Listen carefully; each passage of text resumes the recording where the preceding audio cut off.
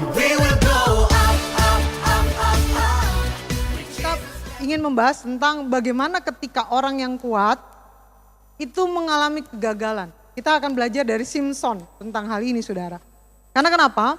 Kita ingin kalau kita punya kekuatan, kita mengerjakan kekuatan itu, menggunakan kekuatan itu dengan segenap hati kita, dengan kerendahan hati kita.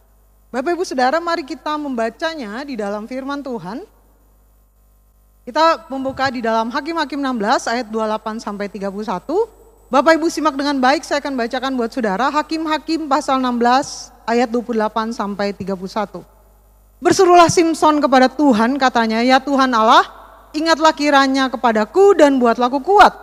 Sekali ini saja, ya Allah, supaya dengan satu pembalasan juga kubalaskan kedua mataku itu kepada orang Filistin.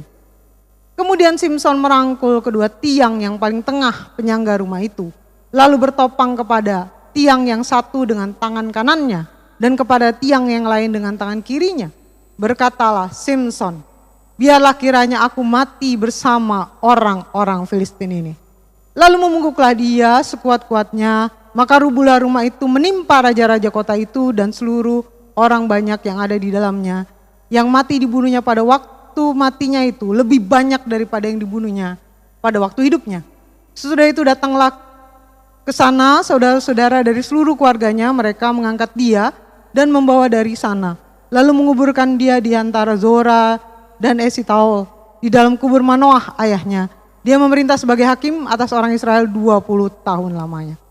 Bapak Ibu Saudara, ini adalah kisah akhir dari seorang yang sangat kuat, namanya Simpson. Di akhir hidupnya, Simpson itu mengalami sesuatu yang cukup menyedihkan. Kenapa? Pada akhir hidupnya, dia mati dengan 3.000 orang yang ada di gedung itu. Jadi akhir hidupnya itu cukup spektakuler. Kenapa? Karena dia mati bersama 3.000 orang, saudara. Dia menyebabkan kematian 3.000 orang di sana. Tapi siapakah Simpson, saudara? Jadi hari ini kita bahas Simpson dari mulai kisah hidupnya sampai kematiannya, saudara. Supaya nanti kita belajar kenapa orang yang kuat itu bisa jatuh gitu ya, saudara. Jadi pertama, Simpson itu nazir Allah yang sejak lahir memang diberikan untuk Tuhan. Kenapa? Waktu itu bangsa Israel itu kan berbuat jahat. Maka mereka dihukum dengan cara dikuasai oleh satu bangsa yang namanya Filistin. Berapa lama? 4 tahun? Enggak, 40 tahun saudara, jadi cukup lama. Lalu kemudian mereka berseru dan kemudian Tuhan membuat sebuah rancangan, ada seorang yang akan kuat, hebat gitu ya, dititipkan pada rahim manusia. Nah saudara, orang tuanya Simpson ini sudah dikasih tahu anak ini adalah nazir Tuhan, maka jangan sampai dicukur rambutnya. Kira-kira gitu ya. Lalu kemudian si Simpson ini juga pasti dikasih tahu dong sama papa mamanya, kamu kuat tapi jangan cukur rambutmu. Ya, di dalam versi Indonesia namanya Samson Betawi. Kekuatannya bukan di rambut tapi di bulu ketiak. Jadi ini jangan diikutin ya. Ini salah, ini sesat. Yang benar ini, saudara. Kekuatannya di rambut. Ya, jadi pastikan ini berbeda, saudara ya. Baik, jadi dia adalah nazir Allah yang memang dipilih untuk keselamatan sebuah bangsa. Nah, Simpson itu ketika dipilih sebagai nazir Allah, dia diberikan kekuatan yang luar biasa. Simpson itu pun dikenal dengan kekuatannya, saudara. Kekuatan apa? Kekuatan fisik. Saudara tahu apa kekuatannya Simpson? Jadi pertama, Simpson itu bisa mencabik singa. Dengan apa? Tangan kosong. Wow. Makanya kenapa kalau Sweet gitu ya, Bapak Ibu tahu ya Sweet Delilah Simpson? Simpson ketemu sama singa menang? Simpson. Delilah ketemu singa menang? Delilah ketemu Simpson menang? Aduh, ini nih. Ini nanti kita bahas nih, saudara. Tapi pahami dulu ya, Simpson menang melawan singa gitu. Dengan tangan kosong.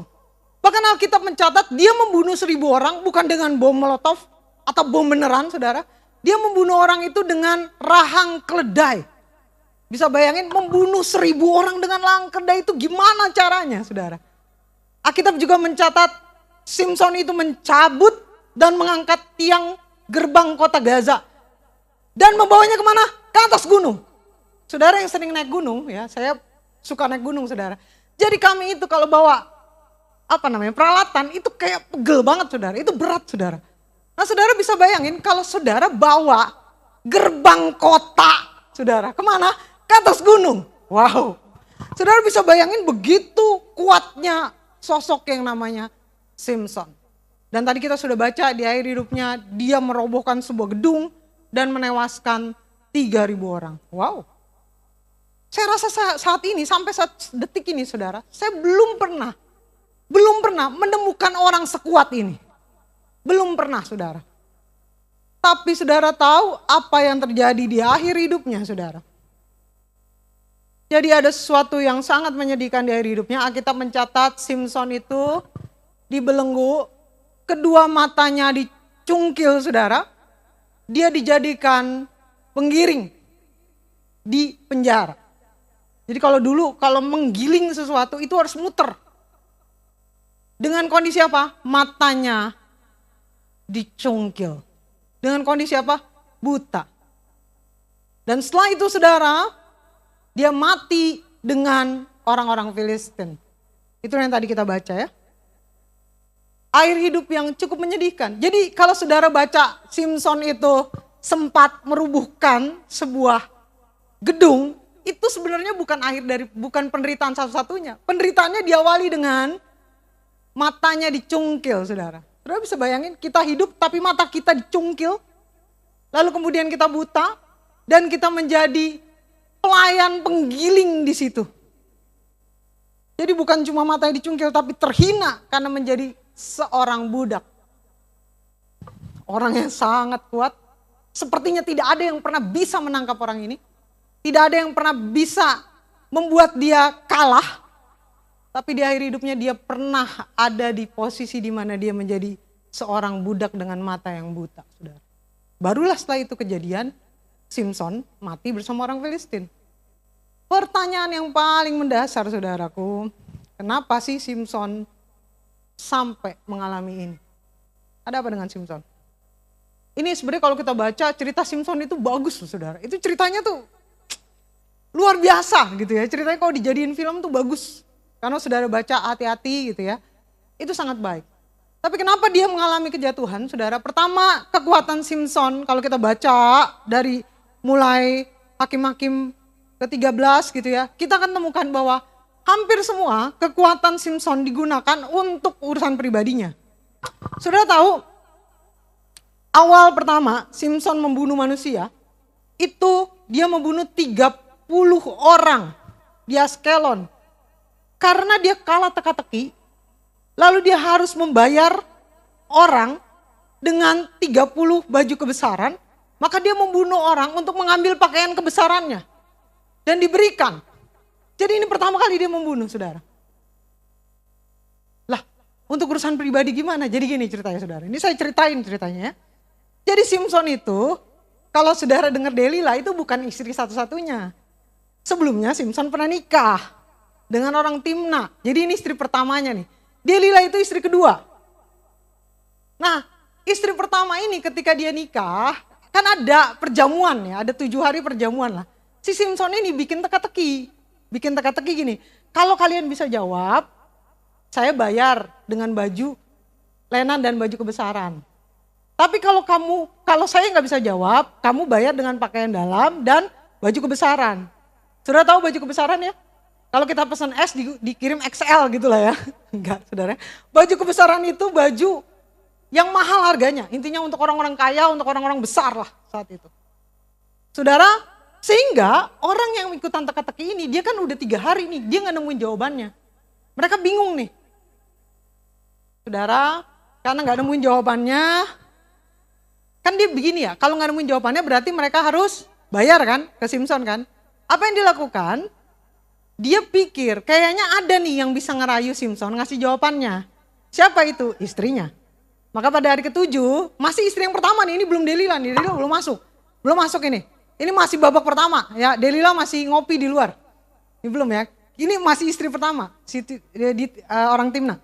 Lalu kemudian dia ngomong ke istrinya, istri pertama nih, kamu kasih tahu suamimu, kasih tahu jawabannya apa. Masa kami jadi miskin? Kalau kamu gak kasih tahu nanti aku bakar ya, keluarga kamu juga aku bakar ya. Nah saudara, kalau kita cewek nih, kita diancam nih, keluarga kita mau dibakar, saudara mau ngapain? Ya udah bakar aja bapak gue ini, kan kagak saudara. Yang namanya mau dibakar ya kita ya udahlah, ya mau nggak mau lah ngerayu suaminya ini, gitu kan? Supaya kasih tahu. Kenapa? Karena kalau dibakar berarti keluarga kita mati semua, termasuk kita mungkin. Jadi akhirnya saudara, dirayulah si Simpson. Dirayu, oh kamu gak sayang sama aku gitu. Simpson bilang, bukan begitu, ke orang tuaku saja tidak saya kasih tahu Nona. Apalagi ke Nona. Ada Nona Ambon di sini? Enggak mungkin saya kasih tahu gitu kan. Dia gak mau, tapi istrinya merayu, merengek-rengek. Akhirnya dikasih tahu juga jawabannya. Setelah dikasih tahu saudara, maka masuk ke poin pertama tuh. Ini dengar ya, setelah dikasih tahu kan Simpson kalah. Iya kan? Karena kan tahu kan mereka teka-tekinya. Jadi udah kasih tahu ke istrinya kasih tahu ke orang Filistin sebangsanya itu. Aman lah keluarganya gak jadi dibakar. Tapi Simpson harus bayar. Nah gimana cara dia bayar? Ya dia bunuh 30 orang. Buat ambil baju kebesarannya dan bayar. Jadi bukan soal perang antara Tuhan dengan bangsa Filistin yang meremehkan bangsa Israel seperti Daud yang membela nama Tuhan. Enggak saudara, ini beda, ini urusan pribadi. Yang kedua, yang kedua nih ya, dia menangkap 300 ekor anjing hutan yang diikat obor ya, akhirnya membakar ladangnya orang Filistin. Dan gara-gara itu dia bunuh 1000 orang. Saudara, yang tadi tuh saya bilang tuh dia bunuh 1000 orang pakai rahang keledai. Ini ceritanya gini nih, ceritanya. Ini seru dah. Saudara kalau baca seru lah cerita ini. Jadi, kan tadi kan dia kalah tuh taruhan. Kenapa? Karena istrinya kasih tahu jawabannya ke bangsanya kan. Nah, setelah dia tahu istrinya kasih tahu, dia ngambek. Dia pulanglah ke rumah orang tuanya. Jadi saudara gini ya, kayak orang nikah nih. Kan harusnya tinggal sama istrinya kan. Tapi dia pulanglah ke rumah orang tuanya gitu. Nah, keluarga ceweknya mikir Simpson ini ngambek dan udah gak cinta lagi nih sama anak ini, sama istrinya. Maka istrinya dikasih ke orang. Ke siapa? Ke temennya Simpson. Seru kan ceritanya kan? Mirip kayak sinetron. Dia dikasihlah anaknya itu, istrinya itu ke temennya gitu. Yang waktu itu jadi pengiring pengantin juga. Udah gitu. Tiba-tiba Simpson mau pulang ke istrinya. Waktu dia mau balik lah, dia datang lagi ke rumah istrinya, dia bilang aku mau tidur sama istriku, aku mau ketemu istriku, mau tidur sama dia. Lalu kemudian bapaknya kaget. Kenapa? Ya Simpson, saya pikir udah gak mau sama anak saya gitu. Karena waktu itu kan ngambek dia, makanya jangan suka ngambek ya saudara ya. Kalau ada masalah jangan suka ngambek ke rumah mertua, takutnya istri kita dikasih ke teman kita gitu ya. Jadi jangan ngambek saudara, kan ini kejadian, ini pernah kejadian gitu ya. Nah terus bapaknya bilang, kalau gitu inilah, aku kasihlah adiknya kan cantik, lebih cantik dari kakaknya. Udahlah kau sama adiknya aja gitu kan. Ternyata Simpson gak mau dan dia kesel. Kenapa itu dikasih ke orang-orang Filistin ini? Maka dia kejadian itu tuh tadi tuh. Dia cari 300 ekor anjing hutan, bayangin ya rajin banget ya cari 300 ekor anjing hutan. Setiap 2 anjing itu di ekornya diikat 1 obor. Nah anjing itu disuruh pergi ke ladangnya orang Filistin. Yang namanya bawa obor berarti atasnya api saudara. Kebakarlah semua ladangnya. Wih ditanya, ini perbuatan siapa nih? Itu perbuatan si Simpson gara-gara istrinya orang Timna dikasih ke temennya. Wih karena denger itu orang Filistin saking kejamnya dia bakar juga keluarga istrinya itu. Sakit hati kan sebenarnya. Lalu kemudian dia akhirnya ketika dia nyerang Simpson 1000 orang itu dibunuhlah oleh Simpson dengan rahang keledai. Jadi pembunuhannya juga gara-gara konflik istrinya dikasih ke orang. Jadi kalau yang pertama gara-gara gagal taruhan, yang kedua gara-gara konflik istrinya dikasih ke orang. Yang ketiga saudara, matinya dia juga gedung itu ya, menewaskan 3000 orang. Itu pun isinya tentang keinginannya membalaskan dendam. Saudara ingat ya, tadi saya sudah bacakan Alkitab ini ya. Ya Tuhan Allah di dalam Hakim-Hakim 16 ayat 28. Ya Tuhan Allah ingatlah kiranya kepadaku dan buatlah aku kuat sekali ini saja ya Allah. Perhatikan nih. Supaya dengan satu pembalasan juga kubalaskan kedua mataku itu kepada orang Filistin. Jadi saudara, bagian yang ketiga pun ketika dia mati dengan barengan dengan orang Filistin, tujuannya adalah untuk membalas dendam. Gara-gara dia sudah dicungkil, dijadikan budak. Jadi kalau saudara baca kisah ini, ada begitu banyak action yang Simpson lakukan. itu bukan untuk membela nama Tuhan, tapi untuk kepentingan pribadinya.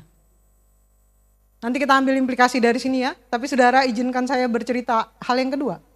Yang membuat Simson juga jatuh adalah Simson menikah dengan orang di luar bangsa Israel. Memang waktu itu diatur agar orang Israel menikah dengan sebangsanya. Makanya waktu Simson bilang, aku mau menikah dengan orang Timna, orang tuanya ngomong gini, kamu gak mau nyari orang kita aja, karena orang Israel tidak menikah dengan bangsa non-Israel. Kenapa saudara? Karena nanti terjadi sinkritisme. Apa itu? Percampuran agama yang gak jelas nih. Penyembahan berhala dibawa-bawa sama istrinya ke bangsa Israel. Jadi akhirnya terjadi kerusakan di sana. Tujuannya itu. Sama kayak kita kan gak mau anak kita nikah dengan orang beda agama gitu kan ya, simpelnya kayak gitulah. Tapi dia menikah dengan orang yang bukan bangsa Israel.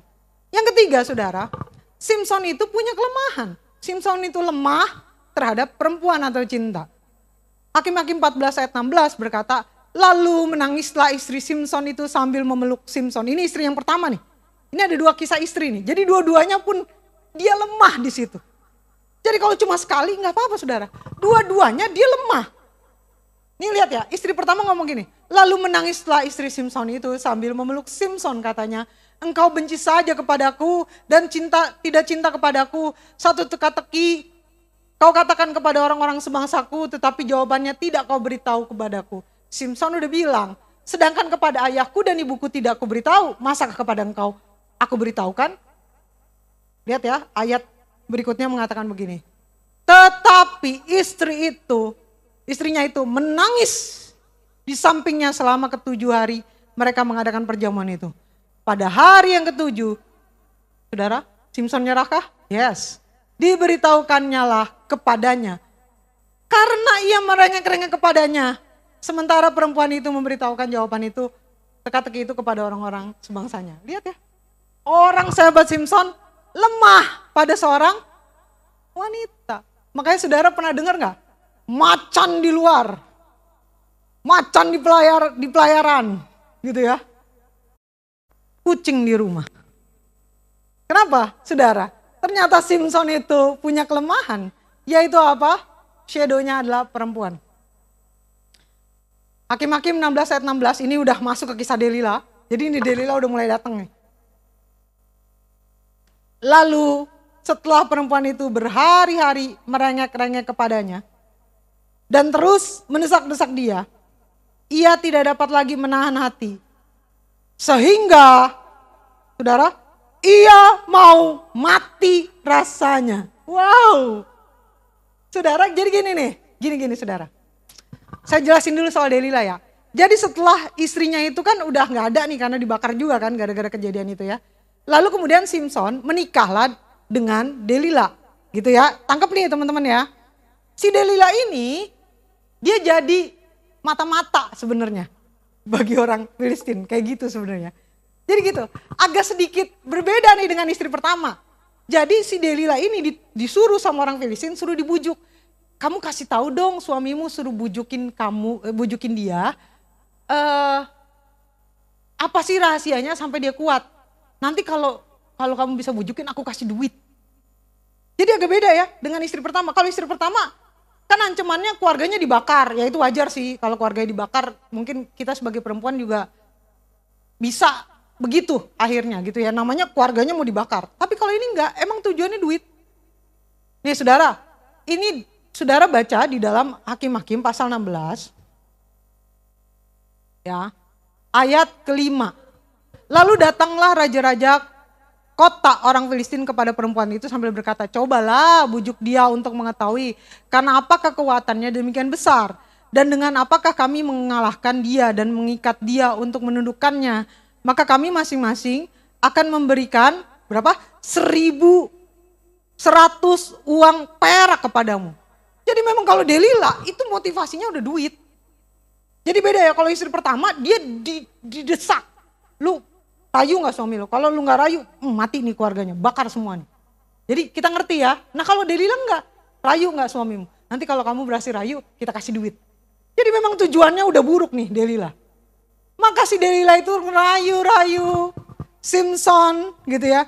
Nanya ke Simson, dia berkata begini, ayat 6 dalam Hakim-Hakim 16. Lalu berkatalah Delila kepada Simson, ceritakanlah kiranya kepadaku, karena apakah kekuatanmu sedemikian besar, dan dengan apakah engkau harus diikat untuk ditundukkan. Saudara, Simson 3 kali memberitahu sesuatu yang bohong kepada Delila. Jadi 3 kali dia ngasih tahu Delila tapi bohong. Nih, pertama nih saya bacain dengan singkat cepat aja supaya teman-teman bisa nangkep ya. Pertama, Simson bilang gini di ayat 7 ya. Jika aku diikat dengan 7 tali busur yang baru, yang belum kering, maka aku akan menjadi lemah dan menjadi seperti orang lain manapun juga. Kata Simson gitu kepada Delila. Enggak lama setelah itu, datang raja-raja orang Filistin bawa itu tuh 7 tali busur yang belum kering. Untuk kenapa? Ngikat si Simson. Tapi kan kekuatannya Simson itu kan bukan karena 7 tali itu kan teman-teman ya. Kekuatannya karena rambutnya. Teman-teman tangkap ini ya. Jadi ketika ini terjadi sama Simson, dia bisa melepaskan tali itu dengan gampang. Ya, dia bisa melepaskan tali itu dengan gampang dan dia bebas. Kan sebenarnya kalau kita jadi orang ya, kita jadi cowok nih ya, kita mikir ya, istri kita nih kita kasih tahu. Kalau saya misalnya nih, minum kopi, saya bisa mati karena alergi. Misalnya kita kasih gitu kan, tahu gitu kan. Kalau istri itu cinta sama kita, kan dia gak akan kasih kita kopi, bener gak? Tapi kalau istri kita itu kasih kita kopi, berarti kan dia sebenarnya gak cinta kan. Logikanya aja Simson, kalau kita kasih tahu nih, ini kelemahan kita, tiba-tiba raja orang Filistin datang, ngikat dia pakai cara yang dibilang ke Delila. Kan harusnya dia mikir kalau Delila itu gak cinta dia. Tapi Simson mah tetap aja. Dia masih sama Delila. Delila nanya lagi yang kedua. Yang kedua dijawab lagi sama Simson. Simson bilang begini nih, ini jawaban Simson ya. Jika aku diikat erat-erat dengan tali baru yang belum terpakai untuk pekerjaan apapun, maka aku akan menjadi lemah dan sama seperti manusia lain, manapun juga. Simson ngomong gitu ke Delila. Enggak lama kemudian datang lagi raja orang Filistin ngikat dia dengan tali baru. 2 kali Bapak Ibu, apakah sadar bahwa istri ini ingin mencelakai dia? Belum. Ketiga kalinya Simson bilang kepada Delila tentang rahasianya. Tapi sebenarnya saudara, yang paling mengherankan, 3 kali juga tidak berhasil, 3 kali juga Simson tidak sadar. Dan saudara, maka datanglah ayat ini. Setelah 3 kali gak berhasil, saudara, datanglah ayat ini. Apa itu? Delila ngomong, merengek-rengek. Lalu setelah perempuan itu ngapain? Berhari-hari merengek-rengek kepadanya. Dan terus mendesak-desak dia. Lihat perkataan ini saudara. Ia tidak dapat lagi menahan hati sehingga ia mau mati rasanya. Jadi perhatikan saudara ya. 3 kali Simson dijebak oleh Delila. Dia kasih tahu yang bohong ke Delila dan itu terjadi. Dia langsung tiba-tiba bawa orang raja-raja menyerang Simson dengan cara-cara itu. Berhasilkah? Tidak berhasil karena bukan itu rahasianya. Akhirnya perempuan ini nangis-nangis. Saudara, kan lucu ya. Kita udah 3 kali nih ngasih tahu istri kita. Dia tetap lakukan apa yang menjadi kelemahan kita. Dan habis itu istri kita nangis-nangis. Dan kita karena rasanya tidak tega, kita akhirnya kasih tahu bahwa yang menjadi kelemahan kita adalah rambut kita. Kan gak masuk di akal saudara. Kenapa? Ini sudah bucin level tinggi saudara. Kalau hari ini ada orang-orang yang bucin, saya mau katakan raja bucin itu si Simson. Sampai gak bisa melihat bahwa istrinya punya keinginan membunuh dia. Tujuannya semata-mata karena duit. Dan saudara lihat ayat ini. Ia tidak dapat lagi menahan hati sehingga ia mau mati rasanya. Saudara perhatikan kata mau mati rasanya saudara. Perhatikan ya kata mau mati rasanya. Itu agak sedikit aneh saudara. Nih lihat ya. Orang yang membunuh singa tanpa senjata. Membunuh 1000 orang dengan rahang keledai. Membunuh 3000 orang nanti di akhir hidupnya. Bisa merasa mau mati karena apa? Seorang tangisan perempuan. Wow.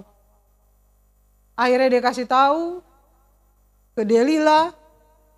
Dan Delila benar-benar panggil orang Filistin itu untuk menangkap Simson. Saya bacakan ayat 20. Setelah nih Simpson kasih tahu ya, kekuatannya itu di rambut. Lalu berserulah perempuan itu. Oh, ayat 19 saya bacain buat saudara ya, supaya kita lengkap. Sesudah itu, dibujuklah Simpson tidur di pangkuannya, lalu dipanggilnya seseorang, disuruhnya mencukur ketujuh rambut jalinnya, sehingga mulailah Simpson ditundukkan oleh perempuan itu.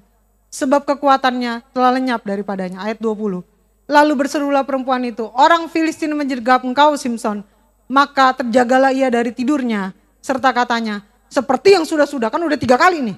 Aku akan bebas dan meronta lepas. Ayat selanjutnya yang sangat mengerikan adalah saudara. Tetapi tidaklah diketahui bahwa Tuhan telah meninggalkan dia. Sudah tangkap? 3 kali Simpson bohongin istrinya dan raja orang Filistin datang dengan cara-cara itu. Simpson masih kuat. Tapi ketika dia ngomong benar-benar syarat untuk melemahkan dia, dan si Delilah ambil bagian itu, lalu kemudian orang Filistin menyerang. Simpson udah gak punya kekuatan. Sebab apa? Tuhan meninggalkan dia. Hati-hati saudara. Ini buat saya lebih mengerikan dari segalanya. Kita bisa kehilangan apapun dalam dunia ini saudaraku. Tapi ketika ada kata Tuhan meninggalkan kita, ini benar-benar sangat mengerikan. Itulah sejak Tuhan meninggalkan Simpson, hari-harinya diisi dengan kesakitan, luka, perbudakan, penghinaan, cungkilan di matanya, dan kematian dengan 3.000 orang Filistin. Kenapa saudara? Karena lemah pada shadow-nya. Apa yang kita ambil dari sini saudaraku? Apa yang kita bisa tangkap dari kisah ini? Pertama saudara, setiap talenta kekuatan yang kita miliki harus disertai rasa takut akan Tuhan. Itulah kenapa saudara banyak orang pintar di dunia, tapi juga banyak orang yang menggunakan kepintarannya untuk sebuah kejahatan. Karena apa yang dia miliki tidak dilandaskan oleh rasa takut akan Tuhan saudaraku. Bahkan apa yang dia miliki tidak digunakan untuk kemuliaan Tuhan. Itulah kenapa orang-orang pintar banyak menggunakan kecerdasannya untuk sesuatu yang melukai dan mencelakai orang lain. Saudara perhatikan dengan baik saudaraku. Perhatikan dengan baik. Kita bersyukur kalau kita cerdas. Kita ini bersyukur kalau kita punya talenta. Tapi perhatikan, apapun yang kita punya, semua itu harus digunakan untuk kemuliaan nama Tuhan dan dalam rasa takut akan Tuhan. Makanya gini saudara, jadi kaya salah nggak? Tidak. Ketika kita gunakan untuk kemuliaan Tuhan dan takut pada Tuhan. Jadi kekuatan itu harusnya digunakan untuk sebuah kemuliaan nama Tuhan. Bukan untuk kepentingan sebuah pribadi. Kalau saya punya kekuatan, maka saya gunakan untuk membela bangsa Israel. Bukan untuk kepentingan pribadi kita. Tapi saudara yang kedua, saya mau ngomongin soal shadow. Jadi setiap manusia itu punya shadow. Shadow itu adalah sisi gelap manusia atau kelemahan manusia. Semua orang. Sebenarnya kita paling tahu sih lemahnya kita apa. Jadi saudara, kadang ada orang yang lemah di duit gitu ya. Ada orang lemah di uang. Ada orang yang lemah di wanita. Ada orang yang lemah di penghormatan dan penghargaan orang lain. Saudara gak ada masalah dengan itu. Tapi pertanyaannya adalah, saudara mau ngikutin kelemahan itu atau tidak? Semua ini harus di-manage saudara. Kita ini harus bisa menggali apa yang menjadi kelemahan kita yang memudahkan kita jatuh ke dalam dosa. Dan bagaimana kita menjaganya. Simpson tahu kelemahannya di perempuan. Ini kisah Delilah, ini bukan kisah pertama, ini kisah kedua. Sebelumnya dengan perempuan lain saudara. Tapi dia tidak menyadari kelemahan itu dan tidak memanagenya. Makanya orang bisa jatuh lebih dalam, kenapa? Itu kelemahannya dan dia biarkan kelemahan itu menjatuhkan dirinya. Saudara kalau kita tahu kelemahan kita adalah perempuan, lalu ada orang bilang, Kak anterinlah aku pulang. Kita mau gak berbuat baik untuk orang ini? Mau, tapi kita bilang gini, Dek nantilah aku ajak orang ya untuk ikut barengan sama kita. Kalau kelemahan kita di perempuan, tapi kalau tidak ya tidak ada masalah. Maka ajak orang bareng, bertiga. Atau nanti aku pesenin Grab deh buat kamu. Maka lakukanlah itu. Kalau kita tahu itu kelemahan kita. Kalau kita tahu kelemahan kita uang, jangan pegang uang saudara. Kita tahu nih kita gampang banget belanja, gak pergi kemana-mana, tapi check out terus, paket terus datang ke rumah kita. Jangan kita pegang uang. Misalnya gereja bilang nih, Kak, KRD tolong pegangin uang kita untuk Natalan. Berapa? 20 juta. Saya pegang. Padahal saya hobinya belanja. Sepatu Nike 1,5, biasanya harganya 2,8. Duh, kapan lagi diskonnya? Tapi nggak ada duit. Tapi kan ada uangnya Bang Togap 20 juta. Pakai dulu lah. Sudah beli, jalan lagi, ada tas nih, diskon. Harga 5 juta, sekarang cuma 1,8, murah. Tapi nggak ada duit. Pinjem uang Bang Togap lah. Ketika bulan Desember datang Bang Togap minta uangnya, tinggal 5 juta. Dari mana saya dapat 15 juta? Dari pinjol. Bagaimana caranya pinjol? Buka aplikasi, minjem duit, nggak bisa bayar? Nggak bisa, orang kita nggak ada pendapatan, cuma suka belanja aja. Karena kebetulan waktu itu sempat megang duitnya Bang Togap.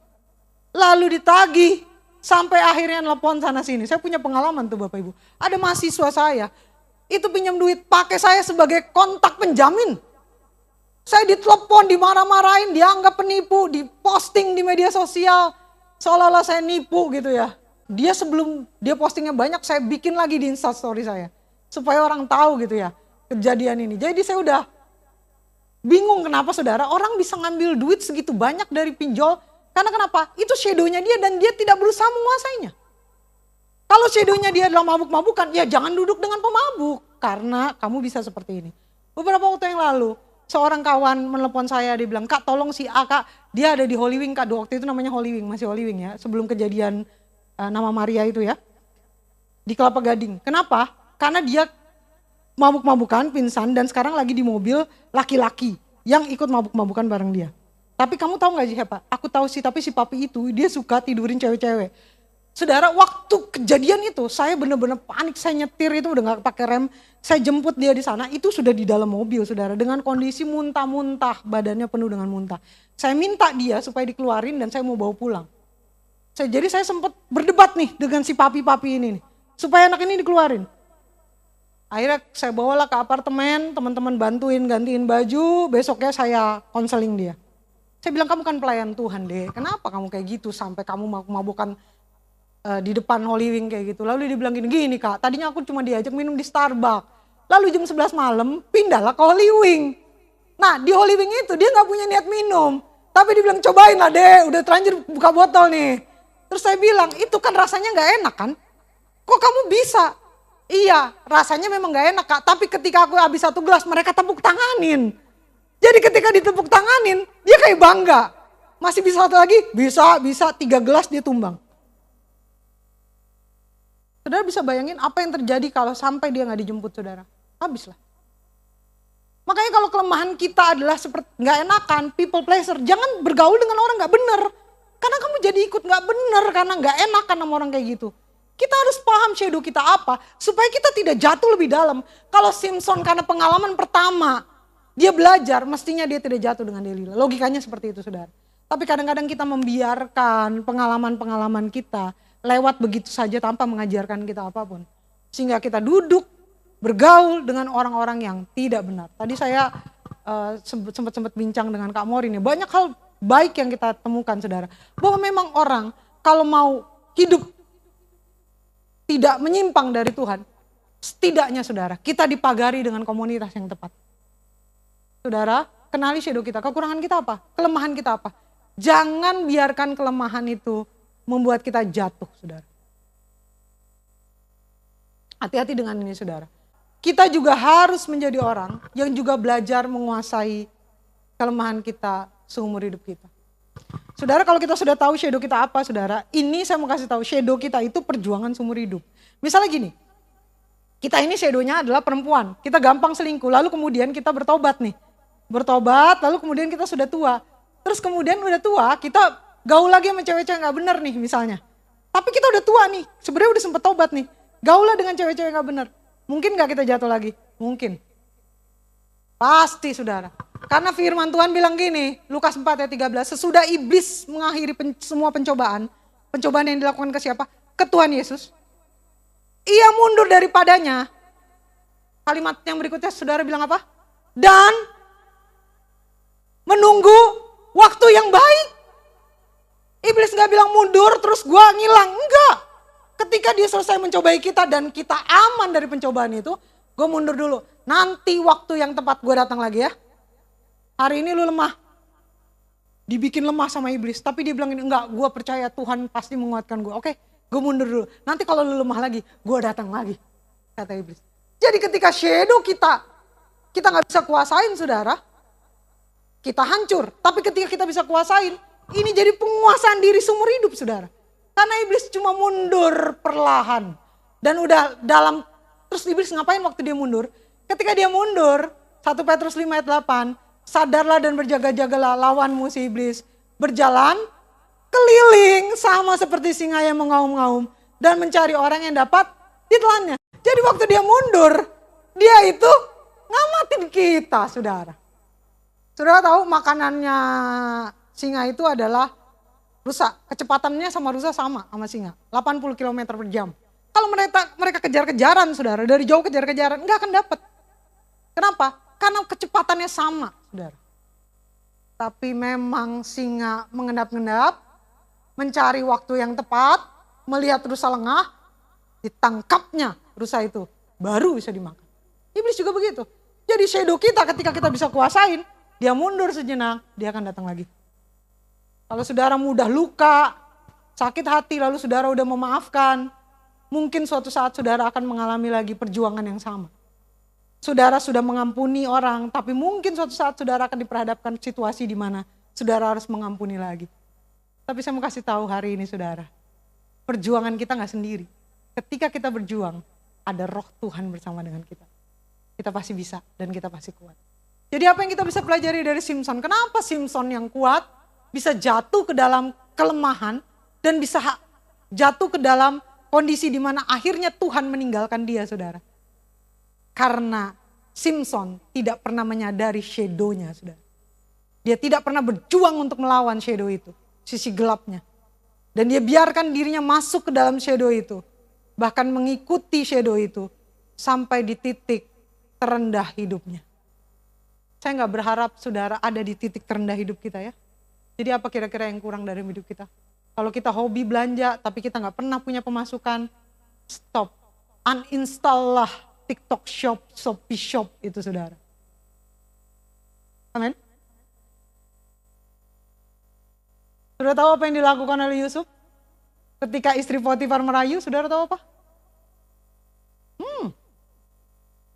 Ketika saudara ada di situasi di mana saudara bisa jatuh lebih dalam pada kondisi yang membuat saudara bisa lebih hancur. Yusuf mengajarkan kita, lari. Tinggalkan. Jadilah orang-orang yang kuat. Saudara. Jadi saudara, saya bersyukur semua orang di sini punya potensi ya. Apapun itu.